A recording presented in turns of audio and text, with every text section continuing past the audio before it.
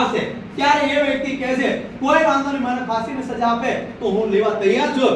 કેમ કે આજે કાલે જવાનું હોય એની જગ્યાએ આજે જવાનો મોકો મળે તોય મારા માટે ચાલશે એવું કહે છે. પણ એ વ્યક્તિને કહે છે કે જો તને ફાંસીની સજા આપશો ત્યારે એક માકડા ઉપર તને ઊભો રાખવામાં આવશે અને એ લટકાવવામાં આવશે અને લટકાવવાથી તારા જે ગળાની જેટલા હાડકા છે એ હાડકા બધા ભાગશે અને 10 મિનિટ સુધી તમારે અંદર ઝૂલવું પડશે. ત્યારે એ વ્યક્તિને કહેવામાં આવે છે ત્યારે સામેથી જવાબ આવે છે કોઈ વાંધો નહીં, જે થવાનું થાય. પણ એ વ્યક્તિ સામેવાળા જે વ્યક્તિ પ્રશ્ન કરે છે એ વ્યક્તિ એને ઓપ્શન આપે છે કે તને બીજો પણ ઓપ્શન આપું છું, બીજો પણ ઓપ્શન આપું છું.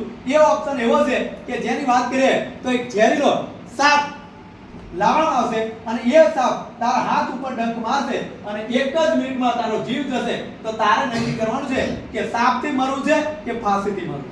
ત્યારે એ વ્યક્તિ કહે છે કે મને ફાંસીથી મરવાની કોઈ જરૂર નથી. જો સાપ મને ડંખ મારે અને 1 મિનિટમાં જીવ જતો હોય તો એ મારા માટે સારું છે. ત્યારે એને રજા આપે છે અને ઘરે મોકલે છે અને ચોથા દિવસે ભેગા કરવામાં આવે છે અને ચોથા દિવસે ગામના બધા વ્યક્તિને બોલાવવામાં આવે છે અને એ ટાઈમે એ વ્યક્તિ જોડે એક ડોક્ટર હોય છે અને એ વ્યક્તિ જોડે એક વકીલ હોય છે અને એ વકીલ કહે છે કે આનો ટાઈમ થઈ ગયો છે અને એ વ્યક્તિ જે વ્યક્તિ સાપ લઈને આવે છે એ વ્યક્તિને બોલાવવામાં આવે છે અને ડોક્ટર પણ ટાઈમ આપી દે છે. ત્યારે સામેથી એક સાપ 5 ફૂટ લાંબો સાપ લઈને આવે છે અને એ લઈને આવે છે ત્યારે આ વ્યક્તિને દેખે છે.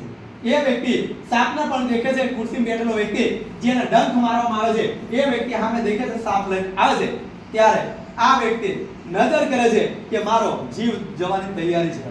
હવે અંતે જરા 5 ફૂટ નજીક એ વ્યક્તિ સાપ લઈને આવી જાય છે. ત્યારે સાપ જે વ્યક્તિ લઈને આવે છે એ વ્યક્તિ કહે છે કે તારું મૃત્યુ હવે 5 મિનિટમાં થશે. ત્યારે સામેવાળો વ્યક્તિ ખુરશીમાં બેઠેલો કહે છે કોઈ વાંધો નહીં. ત્યારે એ વ્યક્તિ સાપ લેનાર વ્યક્તિ કહે છે કે હવે તને જે હાથ છે એ હાથ ખુરશી વડે બાંધી દેવામાં આવે છે, પગ ખુરશી વડે બાંધી દેવામાં આવે છે અને અંતે આ વ્યક્તિને આંખ ઉપર કાળો પટ્ટો બાંધી દેવામાં આવે છે અને અંતે જે સાપ લઈને આવેલો હોય છે એ વ્યક્તિ પાછો વળી નીકળી જાય છે. એ સાપ લઈને સામે એક ખુરશી વાળા વ્યક્તિ જોડે લઈને આવતો નહીં, પણ એક ખુરશી નજીક એક વ્યક્તિ ઊભેલો હોય છે અને એક વ્યક્તિ જે હાથની અંદર ટાંકણી લીધેલી હોય છે, જે ટાંકણી સોય તરીકે આપણે ઓળખે છે, એ સોય જે વ્યક્તિ ખુરશીમાં બેઠેલો હોય છે એ વ્યક્તિના હાથમાં એક સોયનો ટાંકણી અંદર નાખી દેવામાં આવે છે, અડાડી દેવામાં આવે છે અને અડાડતાની સાથે જ આ વ્યક્તિનો જીવ જતો રહે છે. હવે ખાલી તમે વિચારી લો, સાપ એને ડંખ નતો માર્યો, સાપ એને ડંખ નતો માર્યો અને એ વ્યક્તિને ખાલી સોય અડાડવાથી એ વ્યક્તિનો જીવ જાય છે. ત્યારે આ વ્યક્તિની ડેડ બોડી દવાખાનામાં દાખલ કરે છે અને એ વ્યક્તિનો સર્ચ કરવામાં આવે છે, રિસર્ચ કરવામાં આવે છે ડોક્ટર કે આ વ્યક્તિને સોય નાખવાથી જીવ ગયો તો એનું કયું કારણ છે. ત્યારે બધા ડોક્ટરો એનું રિસર્ચ કરે છે અને રિસર્ચ કરતા કરતા એ વ્યક્તિને કહેવામાં આવે છે આ વ્યક્તિના શરીરની અંદર કોઈ ઝેરી અંદર કોઈ પદાર્થ ગયો નથી, પણ આ વ્યક્તિના શરીરની અંદર પહેલા નંબરમાં મગજની અંદર એ વ્યક્તિ ઠોકી દીધું કે મને સાપ ડંખ મારવાનો છે, સાપ ડંખ મારવાના છે.